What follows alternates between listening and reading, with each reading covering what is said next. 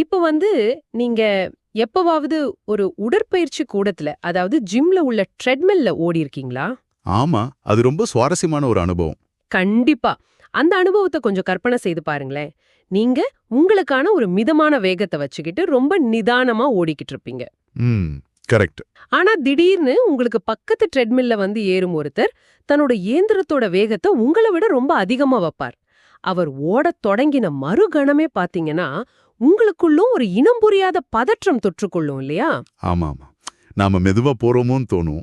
அதேதான். அவர் உங்கள முந்திச் சென்று விடுவாரோ என்ற ஒரு கற்பனை பயத்துல, நீங்களும் உங்க இயந்திரத்தோட வேகத்த வந்து கொஞ்சம் கூட்டுவீங்க. அப்புறம் மூச்சு வாங்க, வியர்க்க விறுவிறுக்க ஓடுவீங்க.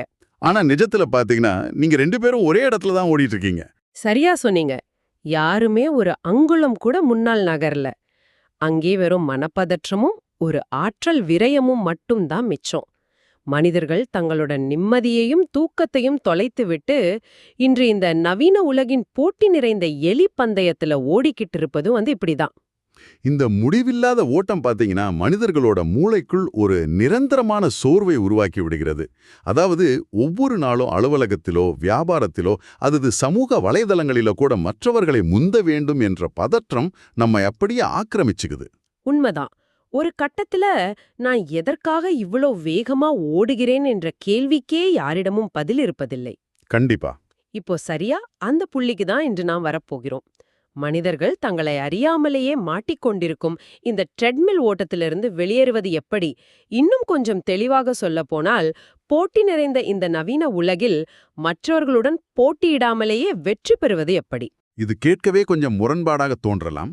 போட்டியிடாமல் எப்படி வெற்றி பெற முடியும்னு நீங்க யோசிக்கலாம். ஆமா, ஆனா இது சாத்தியம்தான் என்பதை விளக்கும் பாஸ்டர் கெர்சன் எடின்பரோ அவங்களோட சிந்தனையை தூண்டும் குறிப்புகளை வைத்துதான் இன்று நாம் ஒரு ஆழமான அலசலை மேற்கொள்ளப் போகிறோம். மனிதனின் சொந்த சாமர்த்தியம் மற்றும் கடவுளின் கிருபை ஆகிய இரண்டுக்கும் இடையிலான ஆழமான உளவியலை இந்த குறிப்புகள் மிக துல்லியமாக பிரிக்கின்றன. சரி, இத கொஞ்சம் விரிவாக பார்ப்போம். கண்டிப்பா பாப்போம். உலகில் உள்ள மனிதர்கள் தாங்கள் எதிர்கொள்ளும் சவால்களை அணுகும் விதத்தை வச்சு, தங்கள் சொந்த மூளையின் சாமர்த்தியத்தை நம்புபவர்கள் மற்றும் கிருபையை நம்புபவர்கள் என 2 வகையாக பிரிக்கலாம் என்ற ஒரு அடிப்படையான வாதத்தை இந்த குறிப்புகள் முன்வைக்குது. இதுல ஆச்சரியப்பட வைக்கும் விஷயம் என்னவென்றால், மனிதர்களாகிய நாம் நமது அறிவாற்றலையும் தர்க்க ரீதியாக திட்டமிடும் திறனையும் லாப நஷ்டங்களை கணக்கிடும் நமது சாமர்த்தியத்தையும் தான் வெற்றிக்கான ஒரே மூலதனமாக கருதுகிறோம். ஆமா, கல்வி, ஒரு அனுபவம், அப்புறம் தரவுகள், அதாவது டேட்டா, இவற்றையெல்லாம் வச்சுக்கிட்டு நாம் எதிர்காலத்தை துல்லியமாக கணித்து விடலாம் என்று நம்புகிறோம் இல்லையா? ஆனா மனித சாமர்த்தியத்திற்கு எப்போதுமே ஒரு தர்க்க ரீதியான எல்லை உண்டுங்க. அதாவது ஒரு லாஜிக்கல் லிமிட். நீங்க உலகிலேயே மிகச்சிறந்த திட்டமிடுபவராக கூட இருக்கலாம். ஆனா நிஜ வாழ்க்கையின் பல பரிமாணங்களை உங்க மூளையால் ஒரே நேரத்துல கணக்கிட முடியாது. கண்டிப்பா. ஏதோ ஒரு கட்டத்துல எதிர்பாராத விஷயங்கள் நடக்கும். அதேதான்.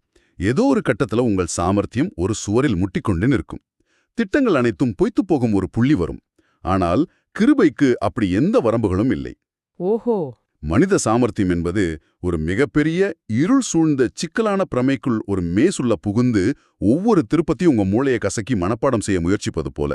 ஆனால் கிருபை என்பது அந்த பிரமையை வடிவமைத்த கட்டிடக் கலைஞரிடமிருந்து அதோட முழு வரைபடத்தின் நேரடியாக பெறுவது போல. அட, அந்த வரைபடம் கையில் கிடைத்துவிட்டால் நாம் வந்து முட்டி மோத வேண்டியதில்லை என்பது ரொம்ப தெளிவாக புரிகிறது. ஆனால் இங்கே எனக்கு ஒரு நடைமுறை சந்தேகம் எழுகிறது. இதை சற்று கூர்ந்து கவனிப்போம். சொல்லுங்க. இப்போ பைபிள்லயே பாத்தீங்கன்னா, பாம்பை போல வினா உள்ளவர்களாகவும் புறாவை போல கபடற்றவர்களாகவும் இருங்கள் என்று சொல்லப்பட்டுள்ளதே. அப்படியானால் நாம் நமது மூளையையோ சாமர்த்தியத்தையோ பயன்படுத்தக்கூடாது என்ற அர்த்தமா? கிருபையை நம்புவது என்றால் ஒரு கைகட்டி உட்கார்ந்து கொண்டு முட்டாள்தனமாக இருக்க வேண்டும் என்று இந்த குறிப்புகள் சொல்கின்றனவா? இல்லல்ல, கிருபையை சார்ந்திருப்பது என்றாலே செயலற்று போவது என்ற ஒரு தவறான புரிதல் பரவலாக இருக்கிறது. ஆனா பாஸ்டர் கேர்சனின் விளக்கங்கள் இதை மிக தெளிவாக மறுக்கின்றன. கிருபையை நம்புவது என்பது அறிவீனமாக இருப்பதோ மூளையை பயன்படுத்தாமல் இருப்பதோ கிடையாது. அப்புறம் என்னது? உண்மையான ஞானம் என்பதே நமது மனித கணக்கேடுகளுக்கு ஒரு எல்லை இருக்கிறது என்பதை உணர்ந்து செயல்படுவதுதான். அதாவது ஒரு சிக்கலான சூழ்நிலையில் மனித மூளை அதிகபட்சம் ஒரு 3 அல்லது 4 சாத்தியக்கூறுகளை மட்டுமே சிந்திக்கும். அதுவும் கடந்த கால அனுபவங்களை மட்டுமே அடிப்படையாக கொண்டது. ஆமா, நமக்கு தெரிஞ்சதை வச்சுதானே நாம யோசிப்போம். சரியா சொன்னீங்க. ஆனால் கிருபை என்பது நீங்க இதுவரை பார்த்திராத உங்கள் தர்க்கத்திற்கு அப்பாற்பட்ட ஒரு தீர்வை நோக்கி உங்களை நகர்த்துவது. சாமர்த்தியம் என்பது உங்களிடம் இருக்கும் வளங்களை வச்சு கணக்கு போடுவது. ஆனா கிருபை என்பது உங்களிடம் எது இல்லையோ அதை உங்களுக்கு சாதகமாக மாற்றுவது. அட, இது ரொம்ப ஆழமான ஒரு பாயிண்ட். ஆமா, அதாவது உங்கள் சொந்த கணக்கீடுகளின் மீதுள்ள மாயையை உடைத்துவிட்டு ஒரு மிகப்பெரிய திட்டத்திற்கு உங்களை முழுமையா ஒப்புக்கொடுப்பதே உண்மையான விவேகம். இங்கேதான் விஷயம் ரொம்ப சுவாரஸ்யமாக மாறுது. இந்த மனித கணக்கீடு எப்படி சில நேரங்களில் தர்க்க ரீதியாக சரியாக இருந்தாலும் நீண்ட கால அடிப்படையில் மனிதர்களை காணாமல் போகச் செய்கிறது என்பதை விளக்க நாம ஒரு நிஜ கதையின் உளவியலுக்குள் நுழைவோம். கண்டிப்பா. ரூத் மற்றும் ஓர்பாள் என்ற இரு பெண்களின் கதை இது. வரலாற்று பக்கங்களில் ரூத் என்ற பெயர் பலருக்கும் பரிச்சயமானது. ஆனால் ஓர்பாள் யார்? இருவருமே ஒரே மாதிரியான ஒரு துயரமான சூழ்நிலையில தான் இருந்தாங்க. இளம் வயதிலேயே இருவருடைய கணவர்களும் இறந்துவிட்டார்கள். எதிர்காலம் சூனியமாக இருக்கிறது. ரொம்ப சோகமான நிலைமை அது. ஆமா, அவர்களின் மாமியார் நஹோமி ஒரு இஸ்ரவேல் பெண். ஆனால் அவர்கள் வசித்தது மோவாப் தேசத்தில். இப்போ நஹோமி எந்த ஆதரவும் இல்லாமல் தன் சொந்த தேசத்திற்கு திரும்ப முடிவெடுக்கிறாள். அந்த பயணத்தின் ஒரு கட்டத்துல பாத்தீங்கன்னா, ஓர்பாள் தனது மனித கணக்கீட்டை மிக துல்லியமாக பயன்படுத்துகிறாள். அவள் ஒரு ஸ்வாட் அனாலிசிஸ் செய்கிறாள் என்று கூட சொல்லலாம். ஆமா, லாப நஷ்ட கணக்கு.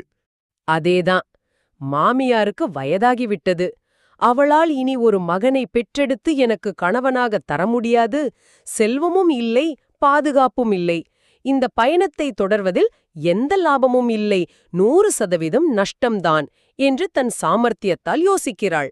அதனால் உணர்ச்சி வசப்படாமல் தனக்கு பாதுகாப்பானதாக தோன்றும் மோவாப் தேசத்திலேயே தங்கிவிடுகிறாள்.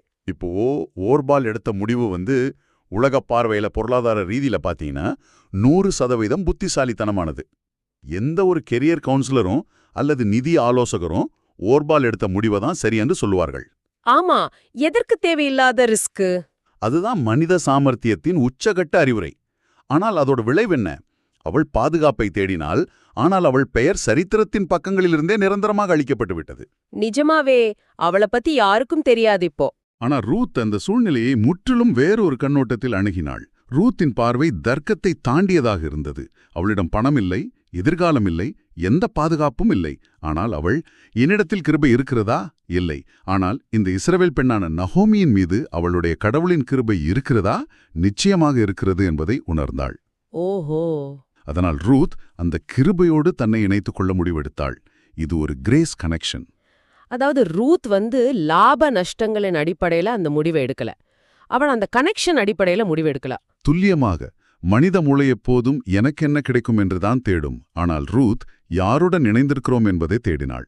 எந்த பிழைப்பும் இருக்காது, பிச்சைதான் எடுக்க வேண்டும் என்று ஓர்பால் கணக்கு போட்ட அதே ஊரில் ரூத் போய் விடுகிறாள். ஆனா அவ வாழ்க்கை அங்க மாறிடுச்சு இல்லையா?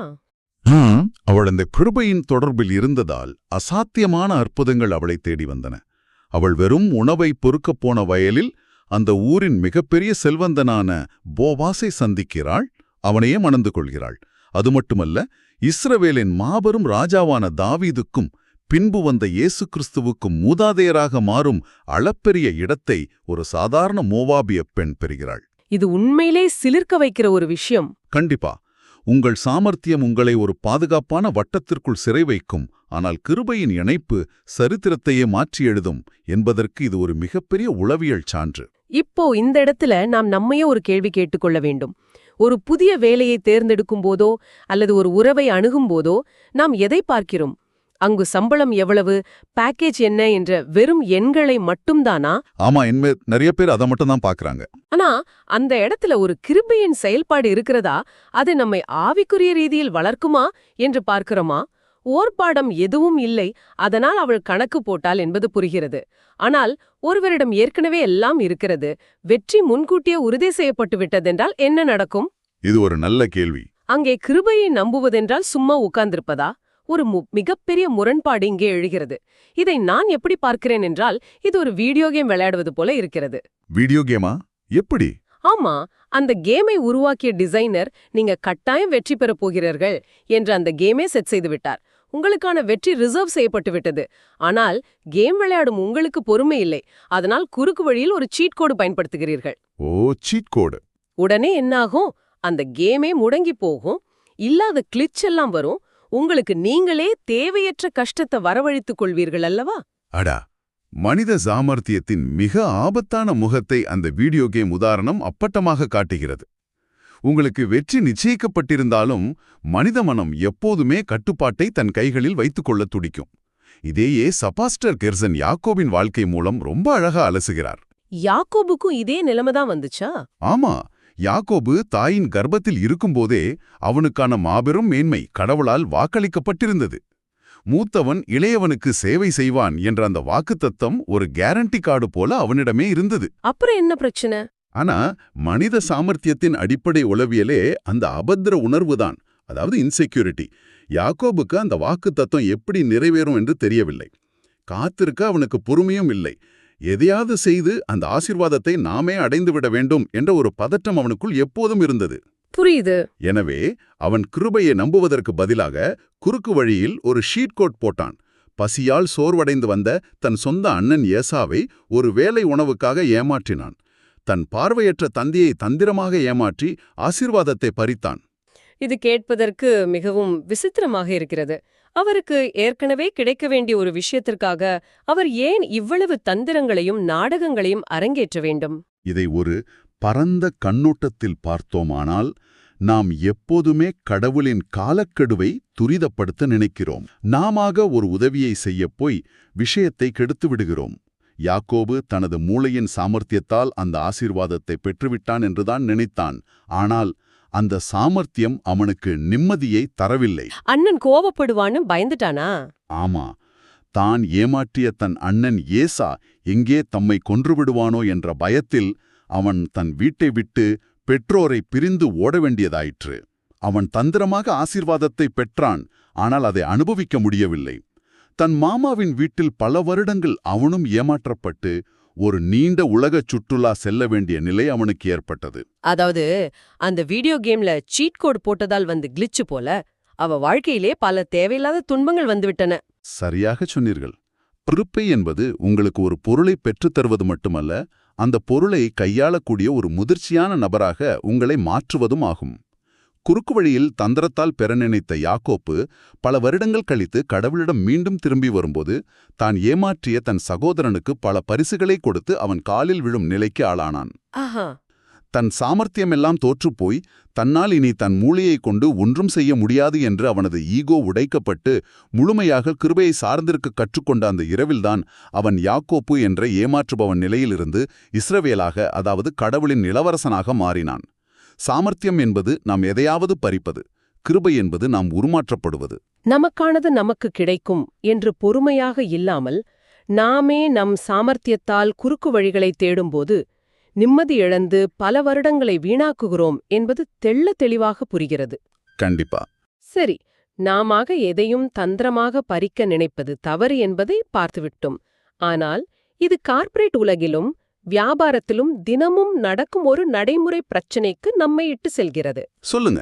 நாம் நேர்மையாக இருக்கிறோம், ஆனால் நமக்கு உரியதை, நமது நியாயமான பங்கை நம்முடன் இருப்பவர்களே தந்திரமாக நம்மிடமிருந்து பறித்து கொண்டால் நாம் என்ன செய்வது? அங்கே எப்படி போட்டியிடாமல் வெற்றி பெறுவது? இதற்கான விடையை லோத்து மற்றும் ஆபிரகாம் கதையிலிருந்து இந்த குறிப்புகள் விவரிக்கின்றன. இது ரொம்ப முக்கியமான ஒரு உதாரணம். ஆமா, ஆபிரகாம் மீதிருந்த கடவுளின் கிருபையாலதான் அவரோடு ஒட்டிக்கொண்டிருந்த லோத்துவும் ஆசீர்வதிக்கப்பட்டான், அவனுடைய மந்தைகளும் பெருகுன.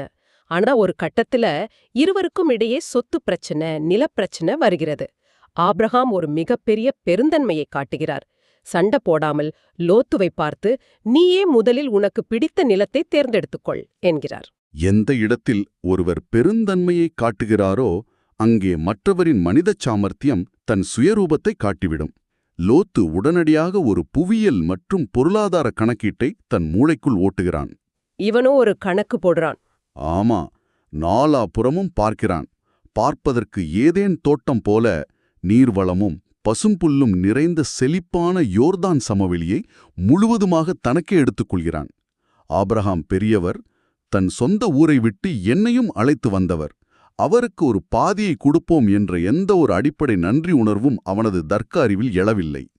ரொம்ப சுயநலம். அவன் மொத்தத்தையும் சுருட்டிக் கொண்டு ஆபிரகாமுக்கு ஒன்றுக்கும் உதவாத வறண்ட எஞ்சியிருந்த மீதங்களை மட்டுமே விட்டுச் செல்கிறான். எந்த ஆபிரகாமின் கிருபையால் அவன் உயர்ந்தானோ அதே ஆபிரகாமை தன் சாமர்த்தியத்தால் முட்டாளாக்கிவிட்டதாக லோத்து மனதுக்குள் சிரிக்கிறான். இந்த இடத்தில்தான் ஆபிரகாமின் உளவியலை நாம் ஆழமாக பார்க்க வேண்டும். ஆபிரகாமுக்கு ஏன் கோபம் வரவில்லை? அவர் ஒரு மனிதர்தானே. நான் உன்னை வளர்த்து விட்டேன், நீ எனக்கே துரோகம் செய்கிறாயா? எனக்கான நியாயமான பங்கை நீ பறித்து கொண்டாயே என்று அவர் அநீதி இழைக்கப்பட்டதாக கொதித்தெழுந்திருக்க வேண்டும்.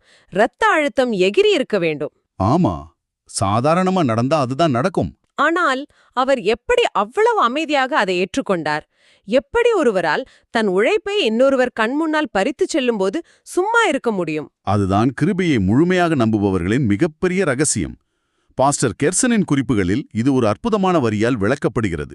சொத்துக்கள் வாக்குத்தத்தத்தை பெற்றுத்தராது, ஆனால் வாக்குத்தத்தம் எத்தனை சொத்துக்களையும் பெற்றுத்தரும். அட, மறுபடியும் சொல்றீங்களா? ரொம்ப ஆழமான வரி இது.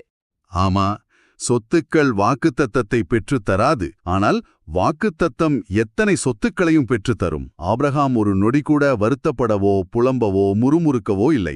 லோத்து என்ன நினைத்தான்? நான் ஏதேன் தோட்டத்தை போன்ற இடத்தை பிடித்து விட்டேன், அந்த லொகேஷன் எனக்கு எல்லா லாபத்தையும் தரும் என்று நினைத்தான். ஆனா ஆபிரகாமுக்கு உண்மை என்னன்னு தெரிஞ்சது. கண்டிப்பா ஆபிரகாமுக்கு தெரிந்திருந்தது, ஏதேன் என்பது வெறுமனே ஒரு புவியியல் நிலப்பரப்பல்ல, அது கடவுளின் பிரசன்னம். கடவுளின் பிரசன்னம் எங்கே இருக்கிறதோ, எங்கே கிருபை செயல்படுகிறதோ அதுதான் உண்மையான ஏதேன். லோத்து தந்திரமாக சிறந்த இடத்தை பறித்துச் சென்றாலும் தன்னிடமுள்ள ஒன்றுக்கும் உதவாத அந்த எஞ்சியவற்றைக் கொண்டும் அந்த வறண்ட நிலத்தைக் கொண்டும் கடவுளால் தன்னை பெருகச் செய்ய முடியும் என்று அவர் நம்பினார். ஆபிரகாமுக்கு தெரிந்திருந்தது, தன்னிடம் இருப்பது வெறும் நிலமல்ல, ஒரு வாக்குத்தத்தம். அப்படியானால் இதற்கெல்லாம் என்ன அர்த்தம்? இந்த அலசலின் தொடக்கத்தில் நாம் கேட்ட அந்த முரண்பாடான கேள்விக்கு வருவோம். போட்டியிடாமலேயே வெற்றி பெறுவது எப்படி? ஆபிரகாம் எடுத்த அந்த முடிவும் லோத்துவின் சாமர்த்தியமும் வரலாற்றை எப்படி முடித்து வைத்தது? அது ஒரு மிகப்பெரிய ஆச்சரியம்.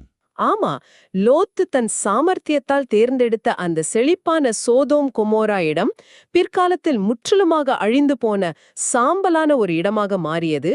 அவனது கணக்கீடுகள் அனைத்தும் பொசுங்கி போயின.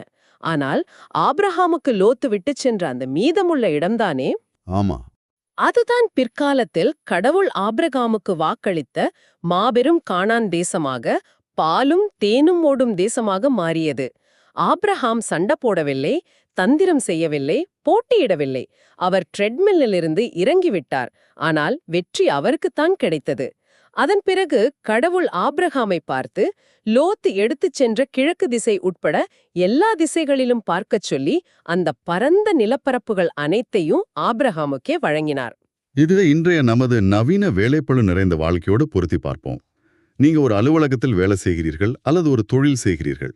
உங்களை சுற்றி இருப்பவர்கள் உங்களுக்கான பதவி உயர்வையோ, உங்களுக்கான அங்கீகாரத்தையோ அல்லது உங்கள் வாடிக்கையாளர்களையோ தங்கள் சாமர்த்தியத்தால், கார்ப்பரேட் அரசியலால் தந்திரமாக பறித்துக் கொள்ளலாம். ஆமா, இது நிறைய பேருக்கு நடக்கிற ஒரு விஷயம். அதற்காக அவர்கள் இரவும் பகலும் உங்களுடன் போட்டியிட்டு உங்களுக்கு எதிராக சதித்திட்டம் தீட்டலாம்.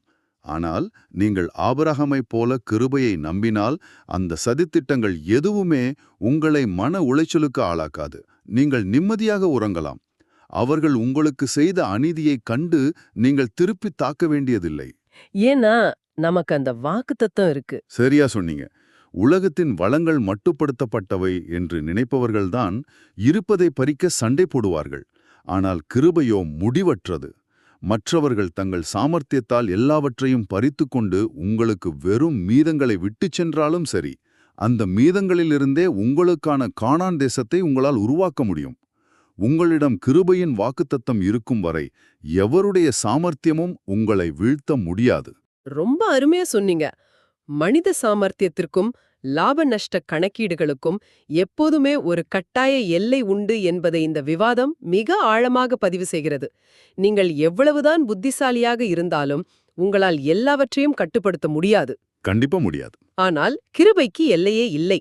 மற்றவர்கள் உங்களை ஏமாற்றி விட்டார்கள், உங்கள் வாய்ப்புகளை தட்டிப்பறித்து விட்டார்கள் என்று கவலைப்படாமல் அமைதியாகவும் பெருந்தன்மையாகவும் கிருபையை சார்ந்து நிற்கும்போது நீங்கள் யாருடனும் போட்டியிடாமலே மிகப்பெரிய வெற்றியாளராக மாறுவீர்கள் என்பதை இந்த குறிப்புகள் நமக்கு தெளிவாக உணர்த்துகின்றன. உங்கள் பதற்றத்தை ஓரம் கட்டிவிட்டு கிருபையின் வரைபடத்தை சார்ந்திருக்க பழகிக் கொள்ளுங்கள். ஆமா, இது வாழ்க்கையை அணுகும் ஒரு முதிர்ச்சியான பார்வை. நாம் எல்லாவற்றிலும் நம் கட்டுப்பாட்டில் வைத்திருக்க வேண்டும் என்ற மாயையை உடைத்தறியும் போது நாம் உண்மையிலேயே சுதந்திரமாகிறோம். இந்த உரையாடலை முடிக்கும் தருவாயில் வழக்கமாக நாம் கேட்பதை விட ஒரு வித்தியாசமான, ஆழமான கேள்வியை உங்களை நோக்கி முன்வைக்க விரும்புகிறேன்.